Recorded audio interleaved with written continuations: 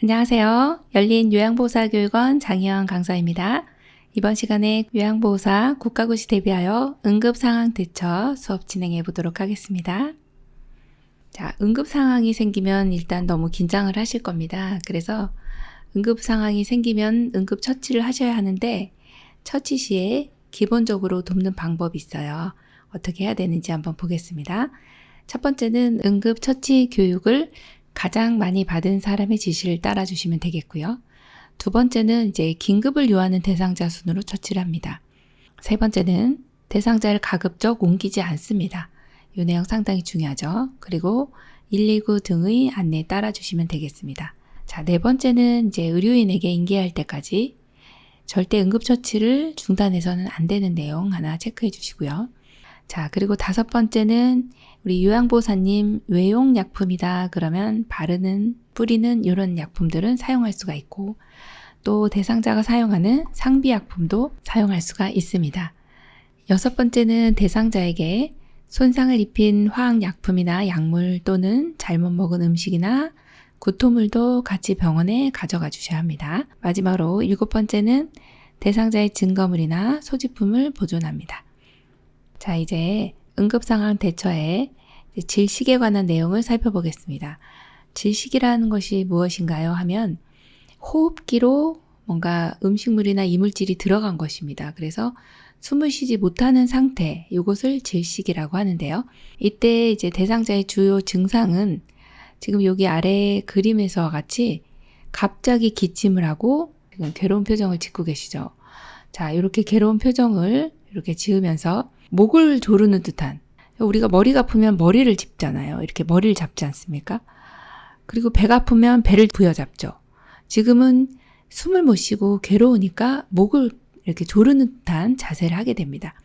자, 그리고 숨을 쉴 때 목에서 이상한 소리가 들립니다. 왜 그럴까요? 자, 여기 이제 기도라고 하는 곳이 있고 또 식도라고 하는 곳이 있는데요. 기도라고 하는 곳은요, 이렇게 앞쪽에 이렇게 위치하게 되고요. 식도는 요 뒤쪽에 위치하게 되는데 숨을 쉬게 되면 이 기도로 이렇게 숨이 쉬어지는 것이죠. 기도는 이렇게 숨 쉴 때 뭔가 걸리는 게 없이 항상 열려져 있어야 하는데요. 음식을 삼킬 때 뒤로 넘어가는 그 과정에서 살짝 기도를 닫아줍니다. 후두개가 있어서 닫아주고 음식물이 위장으로 흘러내려가야 하는데 음식을 먹게 되면 이렇게 해서 요 뒤로 이렇게 내려가게 됩니다. 이렇게 내려갈 때 꿀꺽하고 삼켰는데 밸런스가 안 맞아요. 이게 이제 연하곤란이라고 표현하죠. 그래서 음식물이 이렇게 기도 내로 이렇게 들어가게 되면 부분적으로 들어가든지 완전히 폐쇄가 되든지 어쨌든 숨을 못 쉬게 되는 상황이기 때문에 호흡이 안 되는 거죠. 이런 상황이 된 경우가 이제 질식이라고 볼 수가 있습니다. 요 아래쪽에 폐가 있습니다. 그래서 폐는 요 아래쪽에 이렇게 폐가 있는데 양쪽에 이제 왼쪽 폐, 오른쪽 폐가 이렇게 있죠. 자, 그런데 여기 폐는 공기가 왔다 갔다 하면 좋은데 지금 여기 들어오지 못하죠. 들어오지 못하기 때문에 숨을 쉬고 싶어요. 그래서 이렇게 아래쪽에 여기는 숨을 쉬고 싶어서 가슴 부위는 올라갔다 내려갔다 합니다. 하지만 자, 여기 공기의 흐름이 적거나 없다. 이 말은 공기가 지금 기도가 폐쇄가 됐기 때문에 기도가 막혀 있으니 여기 콧구멍으로 나오는 여기 공기, 호흡이 없다는 거죠. 네, 이 내용을 하나 기억을 해주시면 되겠습니다. 자, 질식이 되었을 때는 누구라도 숨을 못 쉬게 되니까 얼마나 힘들겠어요. 그래서 이때 대처 방법은 정말 중요하니까 꼭 기억을 해주세요. 이물이 육안으로 보여요. 아, 그러면 꺼내고 싶으네요. 안 됩니다. 이게 더 들어갈 수가 있습니다. 그래서 어떻게 합니까? 그러면 큰 기침을 하여 뱉어내게 한다. 이게 우선입니다. 이게 1번입니다. 너무 중요하죠. 그런데 이제 큰 기침을 해도 안 나오는 경우, 이때는 뭐 2번처럼 이렇게 손을 넣어서 빼거나 구토를 유발시키려고 하는 것이 아니라 3번에 보시면 의식이 있는 경우는 지금 여기 오른쪽 상단에 보는 그림과 같이 뒤에 서서 배꼽과 명치, 여기 명치고 여기 배꼽이죠. 배꼽과 명치는 이렇게 갈라지는 부분이라서 만져보시면 홈이 파여 있습니다. 여기는 요 급소기 때문에 절대 여기를 압박하시면 안 되죠. 배꼽과 명치의 중간에 요걸 꼭 기억을 해주셔요. 배꼽과 명치 중간에 주먹을 쥔 손을 감싸 양손을 놓고 복부의 윗부분을 자 방향 하나 기억할게요. 후상방입니다. 후상방으로 당기는 거죠. 어떻게 당깁니까? 그러면 요 뒤로 이렇게 후상방 이거 기억을 해주시면 됩니다. 이렇게 의식이 있는 경우는 힘차게 밀어 올립니다. 자, 이것을 뭐라 하느냐? 밀어 올리는 거잖아요. 복부 밀어내기. 여기서 이렇게 압력을 가하게 되면 복부 내에 압력이 올라가게 되면서 이렇게 이물질이 튀어나오게 됩니다. 자, 그런데 좀 안타깝게도 의식이 없는 경우가 있어요. 쓰러지는 경우죠. 그럴 때는 즉각적으로 119에 신고를 해주셔야 되고요. 즉시 심폐소생술을 실시하면서 입안에 이물질이 있는지 확인하고 이제 몸을 옆으로 돌려서 입안에 이물질이 있는지 확인하고 제거를 해주시는 과정이 필요합니다. 경련 살펴보겠습니다. 경련이란 무엇인가요? 뇌세포가 비정상적으로 자극되어 나타나는 의식장애 및 신체적 증상입니다. 자, 관찰을 해보시면은 뇌전증이나 중독, 저혈당, 알코올 금단 증상, 뇌졸중, 열사병 등에서 나타납니다. 여기가 이제 전형적으로 나타나는 증상이요. 몸이 뻣뻣해지고 호흡곤란이 일어나면서 의식 변화가 있습니다. 또 침을 흘리거나 대소변이 흘러나오는 이러한 상황. 네. 자, 이것이 이제 경련의 전형적인 증상이라고 보시면 됩니다. 이제 크게 우리가 공부할 것은 두 가지인데요. 뇌전증이라고 하는 거는 경련이나 이런 의식장애를 일으키는 발작 증상이 되풀이돼서 나타나는 질환을 뇌전증이라고 합니다. 이제 예전에는 이걸 간질이라고 표현했었는데 너무 이제 낙인처럼 찍히다 보니까 용어 자체가 좀 바뀌었어요. 유전적인 경우도 있고 외상이나 뇌종양 등이 원인이 돼서 오는 경우도 있습니다. 이것이 뇌전증이고요. 또 하나는 열사병인데 우리나라 이제 여름철의 날씨처럼 고온 다습한 곳에서 체온 상승으로 어지러움과 피로를 느끼다가 의식을 잃고 쓰러집니다. 열사병은 이제 40도가 넘는 체온이 올라가다 보니까 너무 땀을 많이 흘리게 되죠. 그러다 보면 이제 온도 조절, 체온 조절을 못하고 그냥 의식을 잃고 쓰러지는 경우입니다. 그것을 열사병이라고 합니다. 경련인 경우에 돕는 방법 첫 번째, 대상자의 머리 아래에 부드러운 것을 대어줍니다. 그리고 주변에 위험한 물건을 치워주시면 되겠습니다. 일단 쓰러져 있는 상태고 머리를 꿍 하고 부딪힐 수도 있고 바닥이 좀 단단할 수도 있죠. 그래서 머리가 손상받으면 안 되기 때문에 머리 아래에 부드러운 것을 대주고 위험한 물건을 치워줍니다. 두 번째는 몸에 꽉 끼는 옷의 단추, 넥타이 등을 풀어주고요. 자, 주의해 주셔야 될 것은 입에 손수건 등 이물질 같은 것을 혹은 손을 넣어주시거나 하면은 손 같은 경우는 앙 하고 물면 손 다치죠. 또 이렇게 손수건을 밀어 넣다 보면 혀가 뒤로 말려 들어가면서 기도를 누르게 됩니다. 그러면 호흡 곤란이 일어나기 때문에 호흡을 못 하시게 돼요. 주의해 주셔야 됩니다. 절대 입에 무엇을 넣으시면 안 되고요. 자, 3번 같은 경우는 얼굴을 옆으로 돌려 눕혀 기도를 유지합니다. 이렇게 옆으로 눕히라는 말인데요. 이때는 어떤 경우이냐면 입에서 거품이라든지 이런 분비물들이 나오는 경우 바로 누워있으면 질식할 수가 있습니다. 그래서 입에서 뭐가 나오는 경우면 이렇게 반드시 옆으로 눕혀 주셔야 합니다. 이런 이제 체위를 측위 혹은 고개를 옆으로 돌려준다. 이 경련이신 경우는 사실 4번처럼 이렇게 꼭 붙잡거나 억지로 경련을 멈추게 하거나 하지 않습니다. 그런데 대상자를 움직여야 되는 경우는 지금처럼 3번에 이렇게 입에서 뭐가 분비물이 나오는 경우는 반드시 몸을 옆으로 돌려주셔야 하고요. 대부분은 경련은 1분이나 2분 지나면 끝납니다. 그래서 관찰만 잘 해주시면 경련은 멈추게 됩니다.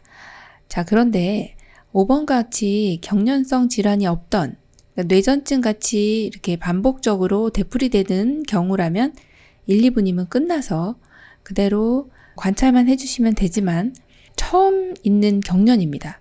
그리고 어머나 시간이 너무 오래 지속이 되네요. 지금 5분 이상 이렇게 지속이 되면 이 대상자는 좀 위독한 상황이 될 수 있습니다. 위험하죠. 왜 그래요? 처음 있는 경련이다 그러면 뇌에 어떤 비정상적인 질환이 있을 수도 있거든요. 뇌졸중 같은 경우도 일어날 때 이렇게 경련을 일으키기도 하고, 또 다른 뇌에 갑자기 이상이 생기는 경우죠. 자, 그래서 처음 하는 경련이나 5분 이상 지속되면, 자, 기억하겠습니다. 즉시 119에 신고한다. 즉시 119에 신고합니다. 그래서 빨리 병원에 가서 조치를 취해 주셔야 되는 내용입니다. 자, 우리 네 번째 내용은 화상입니다. 화상은 일단 관찰을 해 주실 때 화상은 데이는 것이죠. 더운 물이나 전기 혹은 화학 물질에 의해서 이 피부가 손상되는 것을 화상이라고 하는데요. 화상 시에는 처음 관찰해야 되는 1차 관찰 내용이 있습니다. 숨 쉬는 게 중요하기 때문에 화재가 났다든지 뜨거운 증기를 흡입했다든지 이런 경우는 기도를 확보해야 합니다. 왜냐? 기도가 붓기 때문에 부종으로 인해서 숨을 못 쉴 수가 있으니, 그래서 기도 확보를 먼저 확인하시고, 기도 부종으로 지금 호흡곤란이 있네요. 응급 상황이네요. 그럴 때는 빨리 119를 통해서 병원으로 바로 이송을 해주셔야 합니다. 점점 더 부어 올라옵니다. 자, 화상 시 2차 관찰 내용은 그래도 이제 숨 쉬는 게 됐다 그러면 의식이 있나, 반응이 어떤가, 이걸 평가합니다. 그리고 이제 이 화상에서는 주요 부위 화상이 상당히 중요한데, 얼굴, 손발, 관절, 생식기 등이 이제 주요 부위라고 보시면 됩니다. 하는 일도 많고 이렇게 보여지기도 하고, 손발은 걸어 다녀야 되고 또 움직여야 되고 모든 동작들이 이제 손발에서 나오는데, 중요한 부위가 화상을 입게 되면 일상생활 하기가 힘들어지기 때문에, 그래서 이것을 꼭 확인해 주셔야 된다, 그렇게 보고 있습니다. 자, 화상에서는 이제 화상의 수준이 있는데 1도, 2도, 3도 이렇게 세 가지만 기억해 주시면 됩니다. 오른쪽 위에 있는 그림은요, 1도 화상입니다. 지금 표면에 보시는 여기 이 부분이 붉게 변했죠. 표피층만 붉게 변한 것은요, 1도 화상입니다. 그렇게 보시면 됩니다. 표피층만 손상이 됐어요. 화상이 붉게 되고 물집도 없고 자연적으로 치유가 됩니다. 자, 2도 화상은 출제 빈도는 조금 높죠. 표피뿐만 아니라 진피라고 하는 여기 피부층이, 여기 표면에 있는 피부를 표피라 하고, 표피층의 바로 아래쪽에 있는 피부는요, 진피라고 하죠. 진짜 피부, 여기 진피층에 존재하는 것이 여기 이제 혈관이라든지 신경, 땀샘, 여기 요런 부분들이 다 이 진피층에 존재하게 되죠. 그런데 여기에 이제 손상이 되면 2도 화상이 되고 물집이 생긴다는 것을 기억을 해 주셔야 됩니다. 물집이 생기고 또 몹시 아픕니다. 왜냐? 여기에 지금 신경세포들이 있잖아요. 그래서 통증을 느끼는 감각세포들이 있기 때문에 굉장히 아픕니다. 자, 그런데 이제 한 3일 정도 지나면 통증은 좀 줄어들어요. 그리고 2주, 14일 내에 거의 완전 치유된다고 보시면 됩니다. 여기서 꼭 기억해 주셔야 할 것은, 물집은 터트리면 안 된다. 터트리면 이렇게 들고 일어났던 이 피부층이 손상이 되면서 외부로부터 감염 소인이 있기 때문에 이 물집은 터트리면 안 됩니다. 이 내용을 꼭 기억해 주시고요. 자, 마지막 3도인데요. 이 아래층을 피하층이라 하죠. 여기 피하 근육층. 그래서 피하 및 근육층까지 손상된 요 경우를 이제 3도 화상이라고 보시면 돼요. 그래서 층으로 나뉘는 걸로 보시면 여기 맨 위에 있는 부분이 손상이 됐네요. 1도. 진피까지 갔네요. 2도.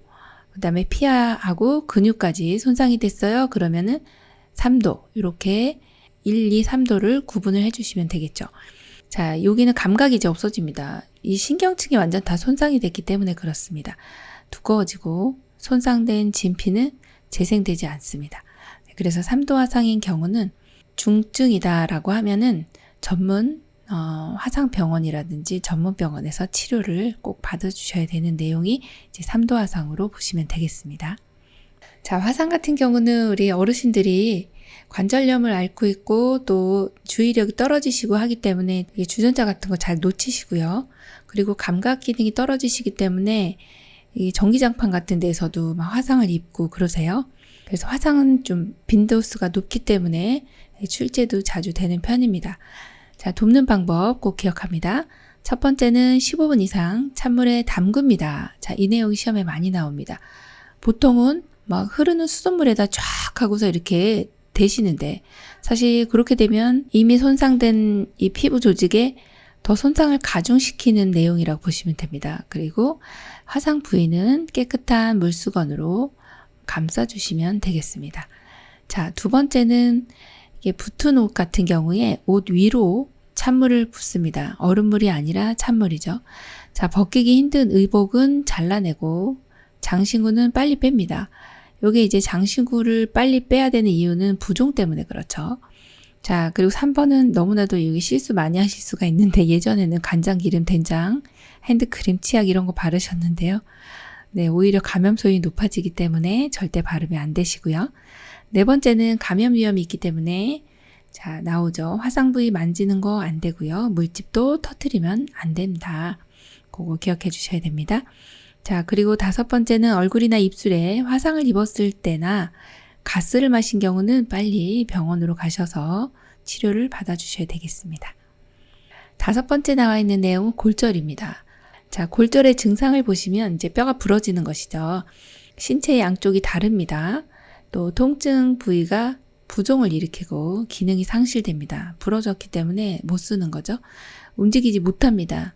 또는 부러진 뼈들끼리 소리가 나거나 하면은 뭐 이것을 골절이다 라고 보는데 골절은 여기 사진 조그만 사진이 있죠. 팔목인데요. 여기 위에 팔목, 아래 팔목 두 군데 다 부러지셨네요. 상당히 심각한 골절입니다. 자, 그리고 이렇게 골절을 입었을 때는 어떻게 해야 되느냐 한번 보겠습니다. 첫 번째, 대상자를 안정시키고 절대로 스스로 움직이게 해서는 안 되겠죠. 두 번째는 손상 부위 장신구를 제거합니다. 요거 상당히 중요합니다. 장신구를 제거하는 경우는 방금 전에 배웠던 화상일 때도 장신구 제거하죠. 이게 골절일 때도 제거합니다. 사실은 화상보다는 골절일 때 더 많이 부어오를 수가 있습니다. 그래서 이 골절을 입은 경우는 상당히 출혈이 많고 또 부종이 굉장히 심해집니다. 그래서 이때 장신구를 제거하는 건 너무 중요하고요. 또 이렇게 출혈을 하다 보면 또 한기를 느끼기도 하거든요. 그래서 담요를 덮어서 대상자를 따뜻하게 해줍니다. 대신에 상처 부위만큼은 냉찜질을 해주셔야죠. 왜요? 급성 통증이면서 부종이 있기 때문에 이 냉찜질을 해주시는 것이 맞습니다. 자, 네 번째는 개방된 상처나 출혈이 있는 경우는 자, 개방이 돼 있기 때문에 멸균 거즈로 상처를 덮고 지혈을 합니다. 멸균 거즈라고 하는 거 하나 기억해 주시고요. 자, 그리고 다섯 번째, 튀어나온 뼈는 직접 압박하지 않습니다. 이거는 저도 압박 못합니다. 너무 무섭습니다. 네. 자, 손상 부위를 부목이 나왔네요. 그러면 우리는 피가 나면 지혈하는 거 가능하고요. 자, 그 대신 압박하는 건 안 됩니다. 지금 무슨 소리냐면 뼈 맞추면 안 된다는 소리고요. 부목은 써도 됩니까? 됩니다. 부목 같은 경우는 응급처치로서는 너무 훌륭한 거기 때문에 왠지 의료행위 같지만 의료행위가 아니라 응급처치입니다. 그래서 부목으로 고정을 해야 더 이상 2차적으로 손상을 입지 않기 때문에 고정을 한 다음에 병원으로 이송하는 거 너무 중요합니다. 기억해 주시고요. 자, 여섯 번째 출혈입니다. 출혈이라고 하는 것은 혈액이 몸 밖으로 빠져나온 현상입니다. 안전하게 지혈하는 것이 중요하죠. 돕는 방법에 요 하나 기억해 주셔야 될 것은 출혈의 원인이나 상처의 종류와 상관없이 피가 나네? 지혈. 출혈이네? 지혈. 왜 그럴까요? 우리 몸의 혈액이 한 5리터에서 6리터 정도 있습니다. 그런데 이제 출혈이 돼서 이 중에 한 5분의 1 정도 소실이 됐다. 그러면 이제 대략 따져서 한 1리터 정도 되는데요. 요 정도가 빠져나갔네. 그러면은 생명이 위험할 수 있습니다. 생명의 위협을 느끼는 우유 한 팩? 우유 1리터짜리 한 팩이 빠져나갔네. 그러면은 생명이 위독할 수 있다. 그래서 일단은 어떤 상처가 이게 왜 났지? 이게 상관없습니다. 원인이 뭐야? 상관없습니다. 무조건 지혈. 출혈이면 지혈. 그냥 그대로 가주셔야 돼요. 자, 무조건 먼저 가장 먼저 지혈합니다. 자, 지혈을 할 때 이게 혈액맥에 감염병들이 있거든요. 에이즈라든지 간염 같은, 그럴 때는 이제 장갑을 착용해 주시는 것이 안전하겠죠. 그래서 직접적으로 상처를 만지기 때문에 장갑을 지금 여기 그림에서 보는 것처럼 장갑을 착용하고 지혈을 해주시되, 출혈 부위에 멸균 거즈를 대고 직접 압박해 주시는 것이 가장 지혈이 잘 됩니다. 그래서 지혈하는 방법은 직접 압박법이다. 요거 하나 체크해 주시고요. 자, 두 번째는 혈액순환에 방해가 되지 않도록 꽉 조이지 않게, 자, 멸균 거즈 위에 압박붕대를 감는데요. 너무 조여버리면 오히려 순환이 안 되잖아요. 그래서 여기 두 번째 있는 그림처럼 이렇게 압박붕대를 지혈하고, 그리고 그 위에다가 압박붕대를 감아주시는 겁니다. 자, 세 번째는 출혈 부위는 심장보다 높게 위치하도록 한다. 지금 여기 심장보다 높게 위치하게 되면 지혈이 훨씬 잘 됩니다. 그 내용을 체크해 주셔서 그 내용을 알고 계시면, 피가 나면 지혈해야 되고, 또 멸균거즈로 장갑을 착용하고서 직접 압박하는 게 좋고, 그리고 또 압박붕대를 감아주는 게 더 지혈이 잘 되겠구나, 또 이렇게 심장보다 높이 해주는 게 지혈이 잘 되는구나, 동맥이든 정맥이든 어쨌든 피가 나왔네, 그럼 무조건 지혈입니다. 네. 언제까지 지혈하나요? 피가 안 나올 때까지 지혈해 주시면 됩니다. 자, 7번째는 약물 오남용 및 중독입니다. 오남용, 잘못 사용하고 또 의도적으로 의사의 처방에 의도와는 관계없이 본인이 막 사용하다 보면 이제 중독 증상이 오게 되는 거죠. 자, 어르신들은 중독 증상이 많이 나타나는데, 이제 약이라고 하는 거는 이제 간에서 해독작용을 하고 난 이 찌꺼기들이 신장을 통해서 배설을 하게 됩니다. 그런데 어르신들은 신장 기능이 떨어지죠. 그러다 보니 몸에 이 약물이 축적이 되는 그런 상황이 됩니다. 축적이 되다 보면 중독 증상이 일어나고 약물에 대한 민감도가 증가하게 됩니다. 그래서 이제 약물 오남용 및 중독이라고 하는 것이 이 어르신에게 있어서는 위독한 상황으로 갈 수가 있습니다. 그래서 대상자가 돕는 방법을 한번 그래서 살펴보겠습니다. 의식을 잃었어요. 어르신 했는데 못 일어나세요? 바로 119죠. 네. 의료진이 도착할 때까지 응급처치합니다. 겉으로 드러난 증상이 없고 복용량이 적어도 지금 병원에 방문하셔서 확인을 해주셔야 되죠. 또 세 번째는 대상자가 먹고 남은 물질, 용기 들고 가셔야 됩니다. 수면제 털어 넣으신 경우 있잖아요. 자, 또 치매 있으신 분들 같은 경우는 막 약을 많이 드시는 거죠. 막 드신 것도 잊어버리시니까 또 드시고 이러다 보면은 이제 중독이 올 수 있죠. 자, 네 번째는 의식이 없는 대상자에게 어르신 정신 차리세요 하면서 막 물을 막 부어요. 난리 나는 거죠. 어르신이 오히려 그런 것 때문에 이유가 더 안 좋아집니다. 자, 다섯 번째는 설명서에 구토를 유도하세요 라고 지시사항이 없으면 구토시키지 않습니다. 지금 그렇게 이제 약물의 설명서를 보시면은 지금 어르신 의식 잃고 쓰러져 계신데 약물 설명서를 한번 봐보세요. 거기 구토를 유도하라 이렇게 하면 대문짝마다 이렇게 써주나요? 그런 거 없죠. 그래서 가급적이면 이러한 지시사항이 없을 때는 구토시키지 않습니다. 이제 구토를 할 수 있는 경우는 강산이나 강알칼리 이런 것들은 절대 구토를 시켜주시면 안 됩니다. 그러면은 가능한 거는 수면제 정도는 가능하지만 또 의식이 없는 경우는 구토를 할 수가 또 없죠. 그래서 요거는 빨리 병원으로 옮겨주시는 게 훨씬 더 안전하겠습니다. 자, 응급상황 대처의 심폐소생술 보겠습니다. 심폐소생술의 목적은요, 지금 심장하고 폐를 다시 살려야 된다라고 해서 심폐소생술이네요. 심장이 뛰지 않아요. 호흡이 없어요. 그러면 빨리 대상자를 어떻게 조치를 취해야 되겠네요. 인공적으로 혈액을 순환시키고 폐에 산소를 공급하여 호흡을 돕는 것이 바로 이제 심폐소생술이죠. 자, 뇌의 손상을 지연시키고 심장 마비로부터 회복하는 데 결정적인 도움을 줍니다. 이거 심폐소생술 하시는 거는 다들 아실 텐데 얼마나 중요한지, 이 호흡이 4분에서 6분 이상 호흡을 못 하시게 되잖아요. 그러면은 순환이 안 되거든요. 심장이 지금 멈춰져 있는 상황이기 때문에 그때는 뇌손상이 오는데 이 뇌손상은 돌이킬 수 없는 뇌사 상태가 됩니다. 뇌사라고 하는 거는 비가역적인 손상이에요. 뇌가 죽은 상태, 뇌사 상태죠. 돌이킬 수 없는 비가역적인 손상이 되기 때문에 이 되기 전에 우리가 심폐소생술을 해서 한 생명이라도 살려야 된다. 그런 내용입니다. 그럼 이제 심폐소생술의 단계를 한번 살펴보겠습니다. 제일 먼저 반응을 확인하고요. 반응. 어르신 괜찮으세요? 이렇게 반응 확인, 도움 요청, 가슴 압박, 기도 유지, 인공호흡, 상태 확인입니다. 요 심폐소생술의 심, 폐, 요걸 순서를 먼저 기억합니다. 심, 폐. 반응 확인하고 도움 요청하고 나면 바로 가슴 압박이 들어갑니다. 이게 심장을 살리는 겁니다. 심장. 자, 심장을 살리고 나면 이 폐를 살려야죠. 심폐소생술이니까 순서대로 가면 됩니다. 그럼 폐를 살리기 위해서는 인공호흡을 해야 되는데 그냥 인공호흡을 하면 기도가 기역자로 돼 있어서 인공호흡을 해도 폐로 직접 들어가지 못할 수가 있기 때문에 기도 유지가 선행이 되어야 된다.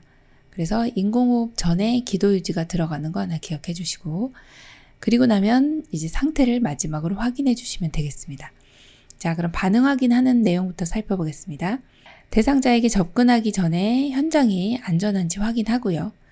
그리고 지금 이제 그림 보시면 대상자를 보면서 어깨를 가볍게 두드립니다.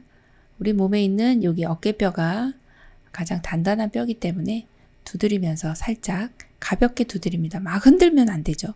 괜찮으세요? 라고 말로 질문합니다. 그리고 반응을 확인하는데 이렇게 말은 못하지만 숨을 쉬고 있어요. 맥박이 있어요. 이게 반응한다라고 보는 겁니다. 꼼짝도 안 하고 숨도 안 쉬고 있다. 그러면은 반응이 없다라고 보는 거죠. 자, 정상적인 호흡과 맥박이 있다. 그러면 일단 대상자를 회복 자세를 취해줍니다. 그리고 의료진이 도착할 때까지 숨 쉬나 안 쉬나 맥박이 있나 없나 이렇게 확인해 주시면 되고 그리고 일반인 구조자 같은 경우는 119에 신고한 응급의료상담원의 조언에 따라서 행동해 주시면 됩니다. 스피커폰을 켜놓고 지시에 따라 주시면 되고 필요에 따라서는 대상자를 이렇게 명상통화를 해서 보여주면서 상태를 확인할 수 있도록 해주시면 됩니다. 자, 이제 도움 요청하는 단계입니다. 질문에 반응도 없고 호흡도 없어요. 그러면 빨리 이제 도움 요청을 해야 되죠. 구조자가 한 명일 때 이제 저밖에 없는 거죠. 제가 요양보호 대상자, 제가 방문 요양을 갔는데 어르신이 갑자기 쓰러져 계신 거예요. 그래서 어르신 했는데 어르신이 움직임이 없어요. 그러면 이제 구조자가 한 명이다 이렇게 보시는 거죠. 구조자는 한 명이고 주변에 사람은 있는 경우는 119 신고해 주세요. 자동 심장 충격기 가져다 주세요. 라고 하는 요 그림에서 보는 것처럼 이렇게 사람을 지목을 해서 이렇게 이분을 지목을 해서 도와주세요. 이렇게 이야기를 합니다. 그리고 만약에 주변에 도와줄 사람이 없어요. 또 휴대폰도 없어요. 이럴 때는 현장을 잠시 이탈합니다. 그래서 밖에 나가서 여기 도와주세요. 여기 심정지 환자 있습니다. 이렇게 도와달라고 도움 요청한 다음에 그리고 들어와가지고 심폐소생술을 시작해 주시면 됩니다. 구조자가 한 명일 때입니다. 구조자가 한 명일 때는 주변 사람에게 이야기하고 만약에 도와줄 사람이 없으면 내가 119에 신고하든지 그럼 전화기도 없다 그러면은 현장을 이탈하더라도 도움 요청한 다음에 심폐소생술을 해주시면 되고요. 자, 지금 같은 경우는 이제 구조자가 2명인 경우는요. 한 명은 심폐소생술을 하고 다른 한 명은 119에 신고를 해요. 그 다음에 어떻게 하느냐. 심장충격기 가져오고 심장충격기 가져온 다음에 한 명은 심폐소생술하고 또 이제 다른 한 명은 인공호흡 이렇게 번갈아 가면서 합니다. 만약에 사람이 민적이 없고 심장충격기가 없는 그런 곳에서 갑자기 이제 재난을 당한 경우 이때는 119가 올 때까지 심장 압박과 인공호흡을 나누어서 합니다. 네, 둘이서 번갈아 가면서 해주시면 됩니다. 119 신고할 때는 이제 발생 장소나 대상자의 수, 상태를 정확히 알려주고 지시에 따라주시면 되겠습니다. 자, 도움 요청이 끝나게 되면 이제 바로 가슴 압박으로 들어갑니다. 심폐소생술에 있어서 순서는 심장이 먼저니까요. 자, 대상자가 반응이 없으면서 정상적인 호흡이 없으면 어떻게 하나요? 곧바로 가슴 압박을 시작합니다. 자, 대상자의 흉골, 위치가 너무 중요한데요. 흉골은 대상자의 가슴뼈죠. 가슴뼈의 아래쪽 절반 부위에 두 손깍지를 끼고 양팔을 곧게 편 상태로 구조자의 어깨와 대상자의 가슴이 수직이 되게 합니다. 양팔을 곧게 펴야 되죠. 지금 여기 그림처럼 이렇게 일직선이 돼야 되는 거죠. 그리고 수직으로 이렇게 잘 하고 계시죠? 수직이 돼야 되고, 그리고 구부러지지 않았죠. 너무 잘해 주셨습니다. 가슴 압박의 속도 중요합니다. 분당 100에서 120회, 1분에 100에서 120. 가슴은 5cm 정도 늘리게. 좀 생각보다 깊게 들어갑니다. 깊고 강하게 압박을 해주셔야 됩니다. 그리고 매번 압박의 위치가 바뀌어주시면 안 되고요. 손바닥이 가슴에서 떨어지면 안 됩니다. 올렸다가 내렸다 하시면 이게 너무 쿵쿵하기 때문에 안 되고요. 들어간 만큼 나와야 됩니다. 가슴 압박대 이완이라고 표현하는데 가슴 압박대 이완의 비율은 50대 50. 들어간 만큼 올라오고 들어간 만큼 올라오고. 자, 흉골의 가장 하단에 위치한 칼돌기라고 하는 부분은 명치라고 합니다. 여긴 급소라서 명치를 압박해 주시면 안 되겠죠. 그러면 흉골이라고 하는 곳은 어디냐면 쇄골이라고 하는 빗장뼈가 있는데 빗장뼈에서부터 이렇게 시작되는 가슴에 아주 단단한 뼈인데요. 흉골 아래 절반 부위 정확한 위치가 여기가 됩니다. 자, 이렇게 여기에다가 손꿈치를 놓고 압박을 해주시면 됩니다. 자, 네 번째는 기도 유지인데요. 한 손은 대상자의 이마에 대고 머리를 뒤로 젖힙니다. 이렇게. 그리고 다른 한 손은 턱 부분을 잡아서 위로 당겨 기도를 열어줍니다. 이렇게 해주시는 이유는 머리는 뒤로 젖히고 턱은 들어 올린다 이렇게 되는 것은 기도가 여기서 보면 이제 기역자로 되어 있는데 코에서부터 또 이렇게 거의 완만하게 만들어주기 위해서 기도를 열어준다라고 표현합니다. 그냥 바로 누워있을 땐 기역자처럼 보이는데요. 이렇게 일자형으로 만들어야 호흡이 들어가기가 쉽죠. 턱을 들어 올리기 위해서 엄지손가락을 여기를 눌러주시면 입이 닫히게 되죠. 그래서 엄지손가락을 사용하면 부드러운 조직이 눌리게 돼서 호흡이 제대로 들어가지가 않습니다. 만약에 나는 심폐소생술을 배운 적이 없네요. 그러면 기도 유지하고 인공호흡은 생략해도 됩니다. 아, 그래도 됩니까? 네, 됩니다. 가슴 압박만 하셔도 되고요. 자, 인공호흡이 이제 마지막 단계인데요. 인공호흡은 대상자의 코를 막고 입에 1초에 한 번씩 훅 불어넣고 그 다음에 코를 열어서 나오게끔 한 다음에 한 번 더 코를 막고 훅 하고 1초에 걸쳐서 이제 호흡을 불어넣게 됩니다. 2번 해주시면 되고 과도 환기가 되지 않도록 너무 많이 막 이 사람 너무 살리고 싶어 이러면서 너무 많이 안 해주셔도 된다는 거죠. 자, 그리고 위가 팽창하지 않도록 주의해 주셔야 됩니다. 이거는요, 배가 올라간다라는 뜻이거든요. 복부가 뿍 하고 올라오면 잘못 넣었네. 네, 기도 유지 잘못됐네 보시면 됩니다. 그럼 어디가 올라와야 되나요? 가슴이 상승돼야 됩니다. 그래서 가슴이 올라오지 않으면 기도 유지를 다시 한번 하고서 인공호흡을 하는데 이게 효율적으로 안 됐다 그랬을 때는 바로 그냥 심폐소생술로 시도를 해주시면 됩니다. 자, 그리고 주의해야 될 것 이제 몇 가지 유의점을 설명드리겠습니다. 가슴 압박과 인공호흡의 비율은 30대 2입니다. 그리고 구조자가 1인일 때는 가슴 압박 30번, 인공호흡 2번을 교대로 실시하는데 이 인공호흡은 10초 이내에 실시를 합니다. 즉 이제 심장이 멈춰져 있는 시간이 10초가 경과되지 않도록 해주시면 되고요. 구조자가 2인 이상일 때는 2분마다 또는 가슴 압박 때 인공호흡의 비율 30대 1을 5차례 하는 5주기가 이렇게 진행이 되면 서로 간에 이제 교대를 해서 이렇게 둘이서 번갈아 가면서 심폐소생술을 해주시면 되겠습니다. 자, 그리고 이제 대상자가 반응은 없어요. 저 이제 살아났어요. 이렇게 얘기하시는 분 없거든요. 근데 심폐소생술 하다 보면 대상자가 헉 하고 호흡이 된다든지 아니면 뭔가 미동이 있습니다. 움직임, 순환 이런 게 보입니다. 훅 하고 움직임이 있다든지 해요. 그러면 이것을 이제 정상적인 호흡이 돌아왔네 이렇게 봅니다. 호흡이나 순환이 있으면 살아난 겁니다. 그래서 이때 대상자를 옆으로 돌려 눕힙니다. 이것이 바로 이제 회복 자세라고 합니다. 혀나 구토물로 인해 기도가 막히는 것을 예방하고 흡인의 위험성을 줄이기 위한 방법인데요. 흡인을 예방하기 위해서 요 회복 자세를 한다 보시면 됩니다. 그래서 이제 한쪽 팔을 이렇게 그림처럼 이렇게 위로 올립니다.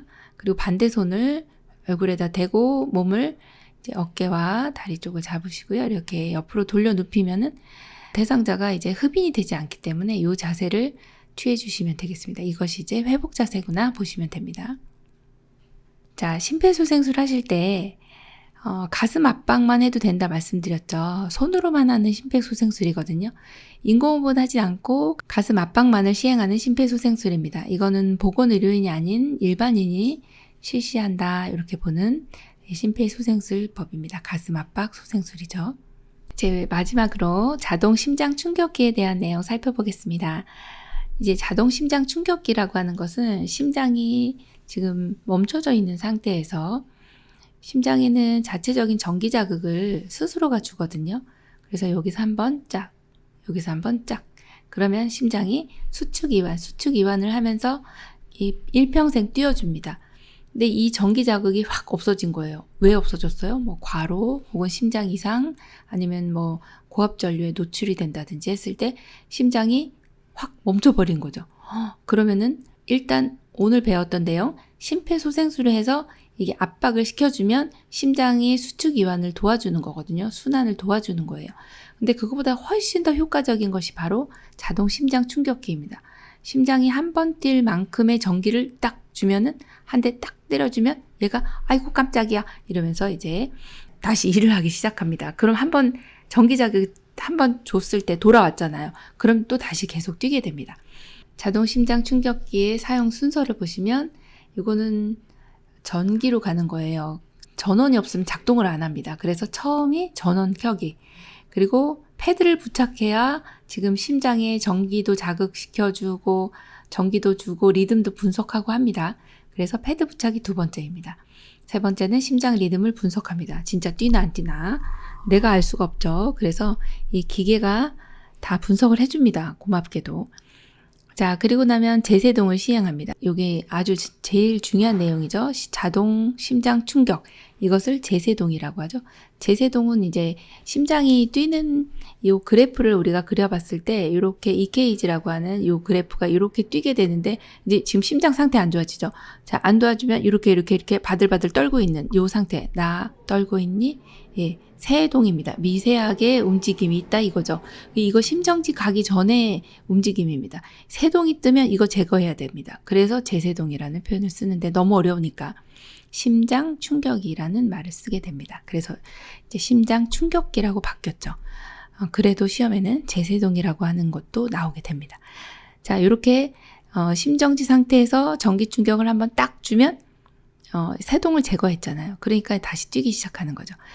제세동 시행한 다음에 즉시 가슴 압박을 다시 시행해 주셔야 됩니다. 심장 다시 뛸 수 있게 도와줍니다. 자, 그럼 첫 번째 전원 켜기. 자, 요거는 반응도 없고 정상적인 호흡이 없는, 자, 기억할게요. 심정지 대상자에게만 사용하는 것이다. 기억해 주시고요. 여기 이제 전원을 켭니다. 두 번째는 전극 패드를 부착해야 합니다. 오른쪽 패드는 오른쪽 빗장뼈 아래. 자, 왼쪽은 왼쪽 겨드랑이 중간선. 자, 심장을 중심으로. 자, 보세요. 심장에, 여기에도 보면은 심장이 지금 전기 자극이 자체적으로 뛰는 전기 자극을 주는 부위가 여기에서 여기잖아요. 그래서 거기를 중심으로 해서 쫙 이렇게 대각선으로 전기 자극을 주는 겁니다. 그러면은 심장이 이제 뛰는데 한번 딱 뛸 수 있을 만큼의 전류를 보내주기 때문에 소생률이 굉장히 높죠. 자, 세 번째는 심장 리듬 분석입니다. 분석 중이라는 메시지가 나오면 이 심폐소생술을 멈추고 대상자에게서 손을 뗍니다. 왜 떼야 돼요? 지금 심장 리듬을 분석하고 있는데 계속 심폐소생술을 하고 있으면 나는 이 심장이 뛰고 있나 보다 이렇게 생각하게 됩니다. 그래서 정확하게 분석을 하기 위해서는 대상자에게서 손을 떼고 이 패드가 이 심장의 상태를 잘 읽을 수 있도록 해줘야 합니다. 그래서 이제 분석을 했더니 심장 충격 필요합니다. 이렇게 얘기를 하는 거예요. 그러면 이분은 지금 심정지 상태라는 게 확실합니다. 그래서 스스로 충전을 시작합니다. 충전하는데 이제 몇 초 걸립니다. 한 5초, 10초 이렇게. 그렇기 때문에 심장이 멈춰져 있는 시간을 줄여야 돼요. 가슴 압박을 이때는 시행을 해주시고, 가슴 압박 중단 시간은 10초 이내입니다. 요거 기억해 주시고, 그렇게 이제 심장 충격이 필요합니다 라고 메시지가 뜨면 충전을 하고 나서 이제 심장 충격을 하게 됩니다. 만약에 이제 필요 없는 경우가 있죠. 이때 이제 분석을 했는데 이때는 심장이 뛰고 있는 거예요. 이 기계가 지금 패드를 부착해서 읽어봤더니 지금 심장이 쿵쿵 하고 있는 거죠. 이때는 심폐소생술을 계속하십시오. 이제 심장 충격은 필요 없습니다. 이렇게 나오는 거죠. 그래서 대상자 상태를 확인해 주시고 심폐소생술을 해주시면 됩니다. 중요한 단계입니다. 심장 충격입니다. 제세동을 시행해야 되는데 지금 제세동 필요합니다 라고 하는 안내와 함께 제세동 버튼이 깜빡입니다. 이렇게도 얘기하지만 깜빡이는 버튼을 눌러주세요. 이렇게도 나옵니다. 자, 이때는 모두 물러나라고 해야 됩니다. 만약에 이 기계에서 혹시 모두 물러나세요 라고 하는 신호가 없을 수도 있습니다. 그럼 내가 해줘야 됩니다. 그래서 모두 물러나세요. 네, 제세동 버튼을 눌러주세요. 모두 물러나시고 제세동 버튼을 눌러주세요. 그러면 모두 물러나게 하고 버튼을 누릅니다. 잘못해서 여기 옆에 손 잡고 있던 분이, 손 잡으면 안 되는데 손 잡고 있던 분이 같이 감전이 될 수가 있겠죠. 조심하셔야 됩니다. 자, 그리고 이제 심장에 전기 충격 줬으니까 쉬어야지 못 쉽니다. 즉시 심폐소생술 다시 시행합니다. 충격이 전달된 즉시 가슴 압박, 또 인공호흡, 자, 비율 중요하죠. 30대 2입니다. 이렇게 가슴 압박, 인공호흡, 심폐소생술을 바로 시작합니다. 자동 심장 충격기는 이제 2분이 지나면 2분마다 심장 리듬을 분석합니다. 그래서 환자에게서, 대상자에게서 떨어지세요 라고 이렇게 5주기, 5사이클을 반복하면 2분 정도 소요가 됩니다. 그래서 체크를 하게 되죠. 세 번째 내용은 자동 심장 충격기 사용이나 심폐소생술 시행은 119 구급대가 현장에 도착할 때까지, 전문 의료인이 올 때까지, 현장에 올 때까지 멈추지 않는다. 지속한다. 그렇게 보시면 됩니다. 요양보호사 국가고시 대비하여 응급상황 대처 살펴봤습니다. 우리 열심히 공부하셔서 시험에 많은 도움 되시기 바랍니다. 열린 요양보호사 교육원 장희연 강사였습니다. 감사합니다.